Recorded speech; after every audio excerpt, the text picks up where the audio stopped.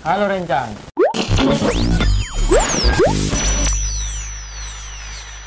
Oke, balik lagi bareng aku Nizar. Nah, ini podcast episode kedua. Yang pertama kemarin udah ada bareng Mas Rio, teman aku juga. Episode kedua di podcast ini ada teman aku juga. Siapa nih, Bro? Namaku Dizal. Oke, aku lagi bareng sama Dizal.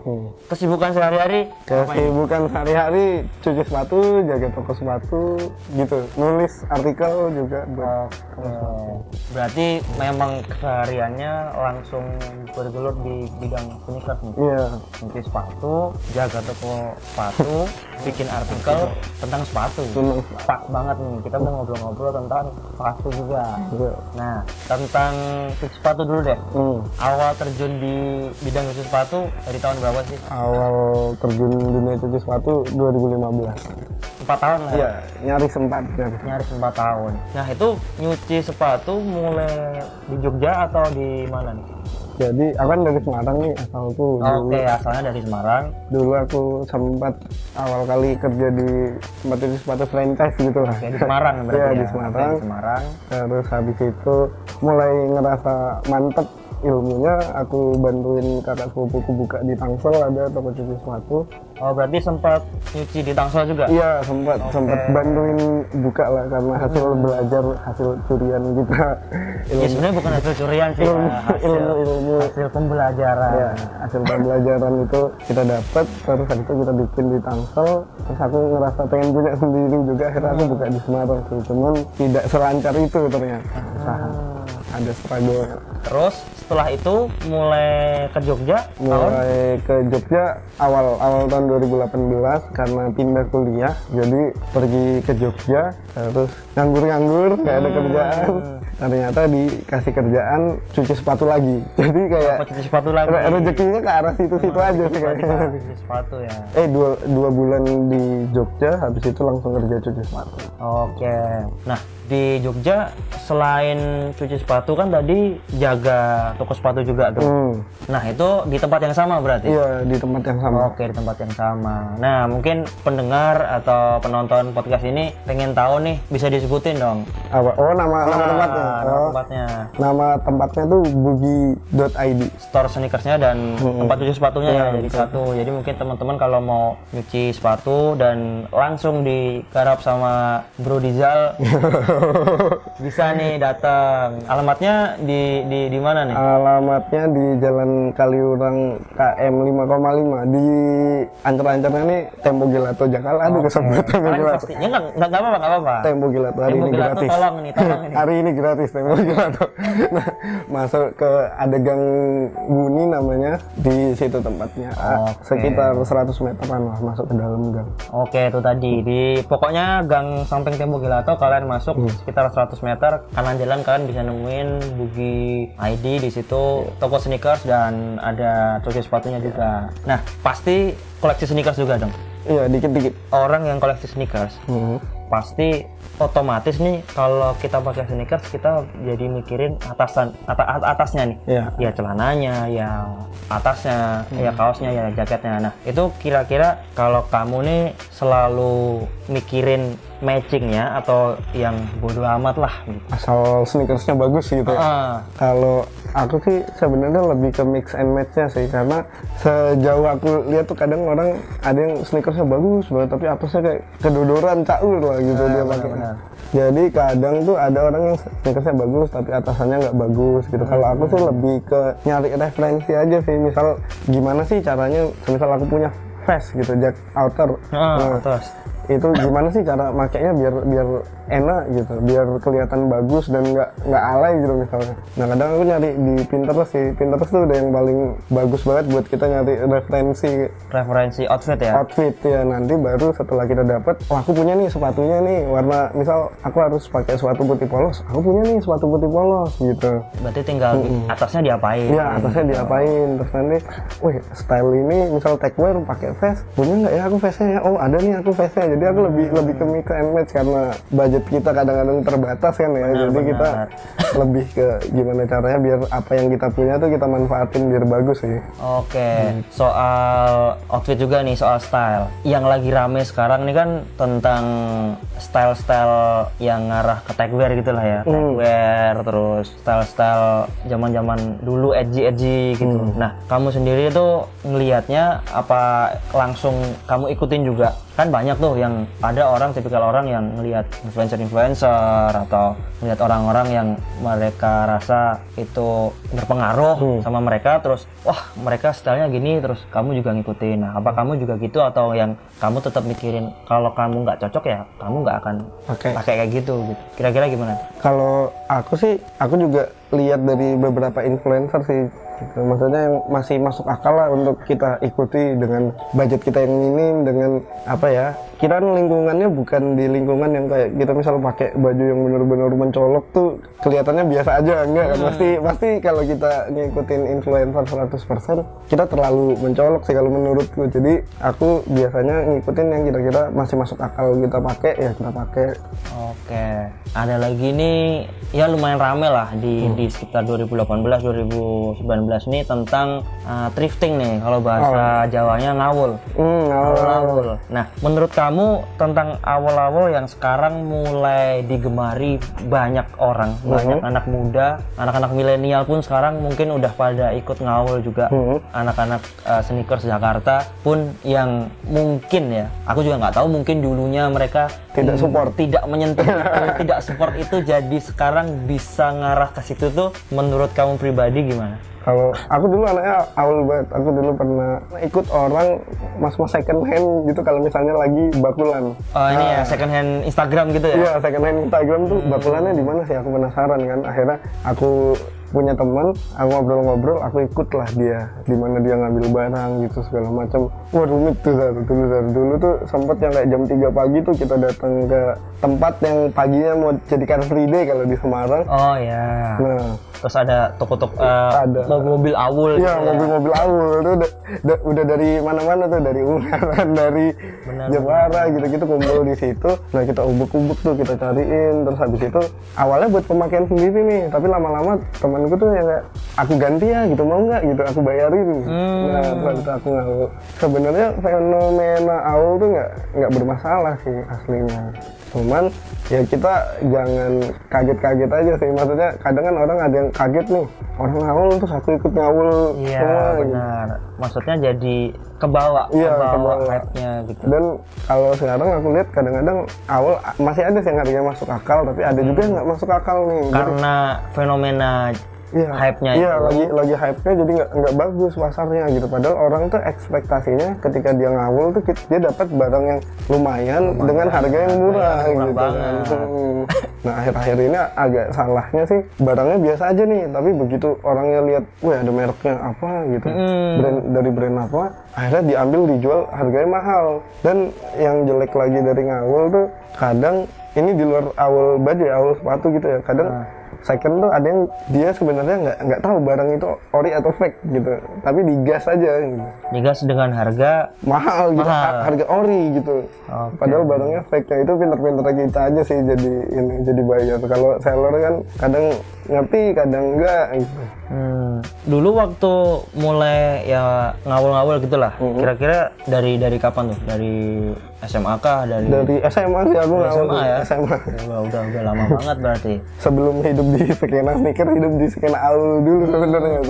Berarti dulu bener-bener murah banget lah ya kalau awal tuh. Murah, bener-bener murah. Baju tuh yang kayak 3.000, 5.000 gitu. Set itu aku masih belum kesentuh sih. Iya, itu aku nyari pakai ini flash HP dulu. Jadi itu kan bener-bener dia itu bukanya buat Car Free Day. Nah, kita tuh nyarinya jam 3. Jadi nggak ada lampu waktu itu. Masih pagi banget jam 3. Masih pagi. Aja belum.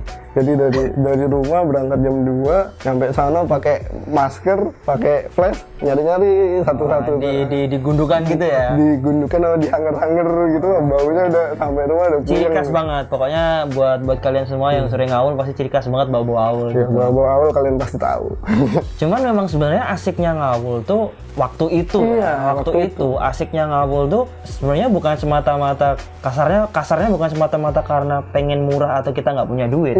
Cuman asiknya di tempat seperti itu, dalam tanda kutip di tempat seperti itu, gundukan baju bekas entah itu dari negara mana, dari tempat mana dijadiin satu, kita ngubek-ubek, kita bisa dapat sesuatu yang kita tahu itu ibaratnya punya value.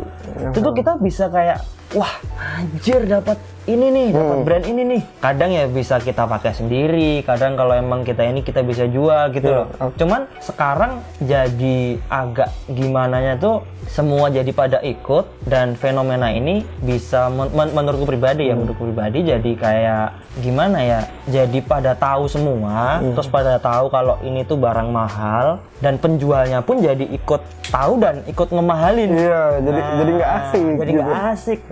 Ya walaupun itu gundukan nih sekarang nih ya, walaupun itu gundukan baju gitu, kita ngubek-ubek misalnya dapat brand yang lagi happening sekarang apa nih brand yang di awal gitu. Yang kadang orang bisa dapat Undefeated, bisa dapat Undefeated misal, atau Carhartt atau apa gitu dapat. Biasanya penjual sekarang tahu. Tahu. Itu brandnya ini mas segini. Nah, jadi tahu. Padahal dulu kayak yang kalau kalian udah nonton episode pertama yang aku ngobrol sama Mas Rio, nah itu aku ngubek-ngubek gitu waktu aku nyari Sukajan, bapaknya juga nggak tahu itu Sukajan apa. Itu Sukajan dari mana? Taunya itu baju dia jual, patokannya harganya sekian sampai sekian, aku tawar sekian, dia mau udah. Nah, tapi makin kesini kan fenomena itu jadi makin orang yang nggak tahu jadi ikutan, jadi happening banget jadinya. Ya mungkin negatifnya jadi mahal, jadi mungkin barangnya sekarang susah dicari juga kan. Iya betul. Kalau dulu tuh sebenarnya di awal tuh udah ada klasifikasinya kadang dari balnya gitu. Ya ada bal sumo, ada bal apalah gitu, nggak ini yang isinya bagus-bagus semua. Tapi nggak spesifik sekarang sih, maksudnya kalau dulu tuh bagus-bagusnya apa sih gitu, orang-orang awal tahu. Karena dulu tuh setahu aku klasifikasi mungkin pada waktu itu klasifikasinya bal sumo, bal apa tuh kan dari segi mungkin fisiknya mungkin. Oh ini masih cerah warnanya. Oh yang ini udah mulai pudar. Yang ini misalnya hoodie yang masih oke banget. Yang ini ada defect bolong-bolongnya. Nah itu udah diklasifikasiin. Cuman sekarang lebih spesifik lagi. Bapaknya tahu sampai ini Uniqlo semua. Di Kiss dibikin satu bal sekarang. Nah itulah mungkin jadi anak-anak, bisa dibilang anak-anak awal pada saat itu, anak-anak awal dulu. Jadi mungkin sekarang pada malas ngawul lagi mungkin ya. Karena atau lebih kenceng tergantung. Karena ada sempat aku obrolin juga yang bareng sama Mas Rio di episode 1, ya pelaku second hand, penjual second hand di IG gitu. Pasti kan terus jadi akrab nih sama penjual, sama bapaknya yang jual awul nih. Jadi langsung japri. Gitu.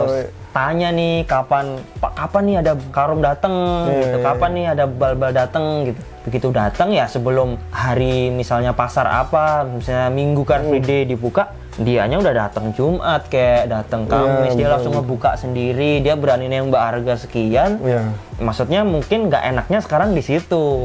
Antara orang yang dulu tuh mulai malas atau malah lebih kenceng dengan cara seperti itu. Itu orang-orang awal sendiri juga protes kok dulu. Aku punya beberapa teman orang awal tuh yang kayak, "Weh, jangan booking dong," gitu, maksudnya cari aja barangnya bareng-bareng biar asik. Asik. Memang sebenarnya thrifting itu ya asiknya di saat kita nyarinya, dan kalau kita dapat terus kita bisa nawar dengan harga yang kita ekspektasikan.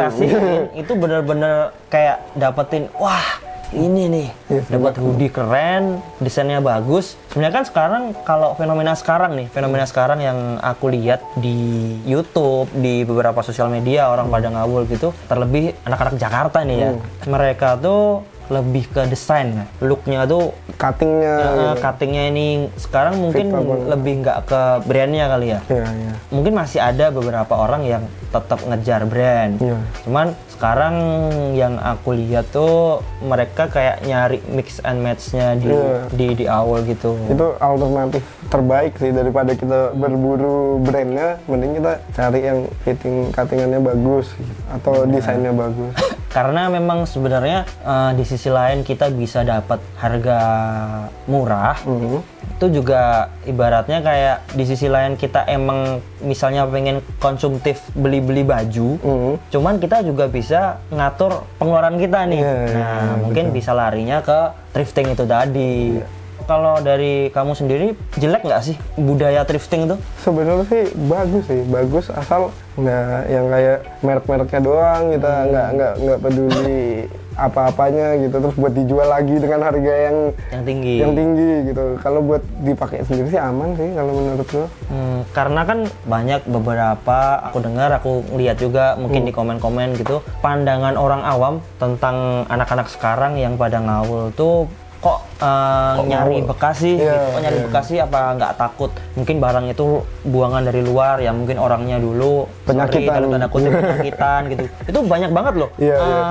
Kodifikasi kali ya, kodifikasi orang-orang tua yang mungkin tahu anaknya ngawul nih, baju kamu baru, enggak kok ini awul ngawul, beli bekas di sekaten misalnya.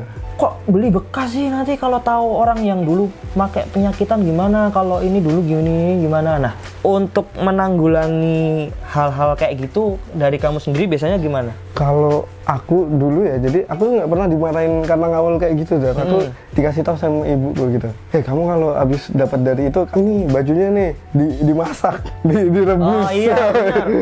Itu salah satu tips juga buat teman-teman penonton podcast ini atau pendengar podcast ini. Aku juga pernah kok beberapa kali thrifting, pulang gitu bawa kresek, ditanya sama orang rumah, kamu bawa apa gitu? Ini baju. Lah, kok kresekan habis beli dari mana? Ada dari ngawul. Iya, ngawul. Loh, tumben kamu beli bekasan gitu, apa nggak bahaya gitu kan? Misalnya dulunya yang pakai dulu penyakitan gini. Akhirnya orang tua kita misal ngasih saran juga yang sama. Apa mungkin memang itu perspektif orang tua? Mungkin kali ya. Mungkin. Jadi pakaian yang hasil awul untuk mematikan mungkin kuman, mungkin penyakit dengan cara dimasak. Direbus. Ya perspektif orang aja, karena mungkin kita nggak tahu kan ya, dulunya cari aman lah. Ya dulunya orang yang pakai itu sebelum kita sebelum barang itu dijual orangnya gimana kan kita nggak tahu juga, gitu sih. Nah, oke. Kita balik lagi ke kegiatannya Izal nih tentang cuci sepatu. Kira-kira pernah nggak sih dapat customer yang datang tuh sepatunya dengan kondisi yang benar-benar hard banget kotornya. Terus tipe sepatunya juga susah untuk dibersihin. Itu pernah nggak? Sering banget sih. Jadi biasanya yang kayak gitu tuh kayak orang yang baru awal-awal kali mau coba nyuciin sepatu, dia ekspektasinya sepatuku nih kotor, udah buluk banget, aku pengen jadi kayak baru lagi, bener-bener yang literally baru gitu. Nah itu yang susah sih. Jadi kita tuh harus sebagai tukang cuci sepatu, aku mencoba kayak mahamin aja gitu. Ini tuh sepatu kayak gini, saya di sini cuma nyuci aja gitu. Nyuci itu kayak membersihkan kotorannya. Jadi kadang kan kalau misalnya sepatu-sepatu yang udah lama gitu, kadang ada yang materialnya udah kena, ada yang midsole-nya udah banyak goresan-goresan pemakaiannya gitu-gitu. Nah itu nggak bisa dihilangin sih, itu karena emang materialnya udah kena gitu. Terus kadang uppernya udah ada noda-noda yang keras yang nggak bisa hilang gitu-gitu. Balik ke mahaminnya sebenarnya sih. Oke.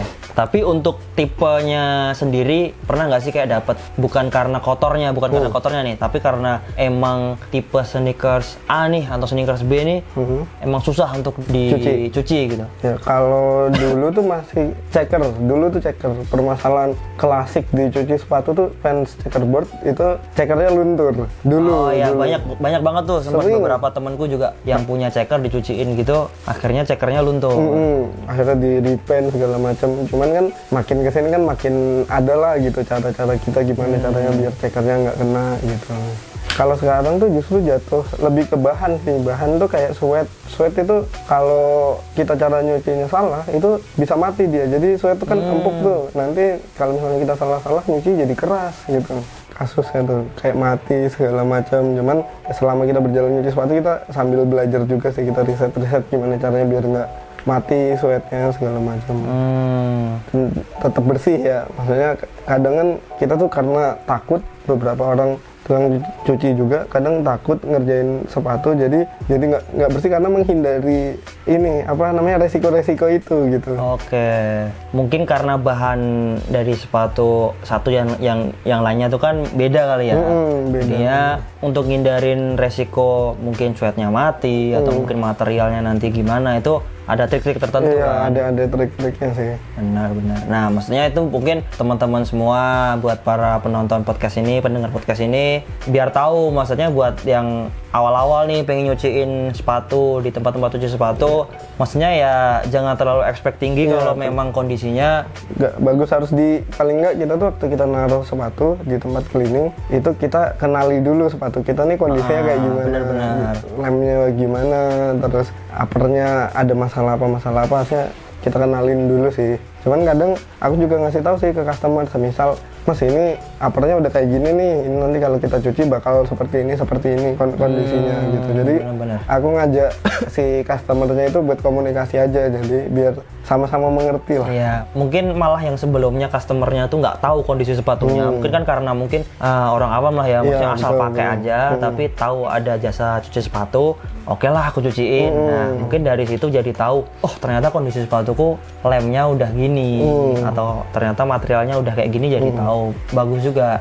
Karena memang ada beberapa tempat cuci sepatu mungkin yang pernah aku masukin untuk cuci sepatuku ya, ada beberapa memang yang ya kita naruh, ya ditaruh aja, maksudnya nggak ada untuk keterangan, Mas ini kondisinya sepatunya udah gini, gitu nggak ada sih. Paling ya cuman ngasih tahu, oh, Mas ini kotornya medium, yang kotornya mild, kotornya hard gitu aja. Jadinya mungkin dari situ kalau buat teman-teman semua yang awam lah ya, mungkin jadinya ekspektasinya tinggi banget, akhirnya pas jadi kok malah jadi ada lemnya nih, jadi malah ada ininya, lemnya naik. Itu yang mungkin yang sering banget didapetin teman-teman semua yang nyuci sepatu awal-awal lah ya, tahu lemnya naik. Nah itu sebenarnya fenomena apa sih lemnya naik gitu tuh? Jadi kalau yang lemnya naik tuh macam-macam sih, ada karena mungkin dia penyimpanannya terlalu panas, mungkin dia salah sabun, bisa jadi gitu, maksudnya salah sabun, salah cleaner, salah cleaner juga, salah satu pemicu juga ya. Iya, bisa kayak gitu. Karena dulu juga aku pribadi awal-awal punya sneakers itu klasik juga, Superstar gitu, Adidas Superstar. Aku iseng-iseng cuci sendiri, ada tips-tips dari temanku katanya pakai sabun ini odol. Nah itu malah pada akhirnya lemnya naik. Lemnya naik, kayak kelihatan ada kuning-kuning gitu, apa sih ini? Ternyata lemnya naik. Dijemur nggak? Makin lama nggak dijemur sih, nggak dijemur, cuman mungkin bisa jadi karena lembab juga kali ya, karena penyimpanannya kurang benar juga karena lembab. Lama kelamaan lemnya makin naik, akhirnya dari situ malah jadi nggak terawat, karena malas kan lihat, makin naik, akhirnya pakai aja buat beater, hancur lah sekalian. Nah dari situ terus jadi mulai ngulik juga, mulai belajar, mulai coba masukin sepatu ke tempat ya cuci sepatu gitu, gimana sih cara mereka ngerjain, coba di YouTube juga gitu-gitu. Nah mungkin bisa juga nanti di konten di YouTube ini aku bakal ngasih tips juga bareng Ijal. Mungkin nanti ada beberapa bahan sepatu kali ya, beberapa bahan sepatu yang mungkin nanti kita share juga info umumnya aja lah ya, info umumnya untuk cara nyikatnya, mungkin cara posisi nyikatnya atau cara bedain bahannya gitu-gitu. Maksudnya buat teman-teman yang mungkin masih belum tahu atau mungkin ada yang masih punya pemahaman sepatu tuh ya cuci direndam. Iya, cuci gitu, jemur. Bahaya banget tuh. Masih ada beberapa aku ngedapetin teman-temanku juga kalau nyuci direndam.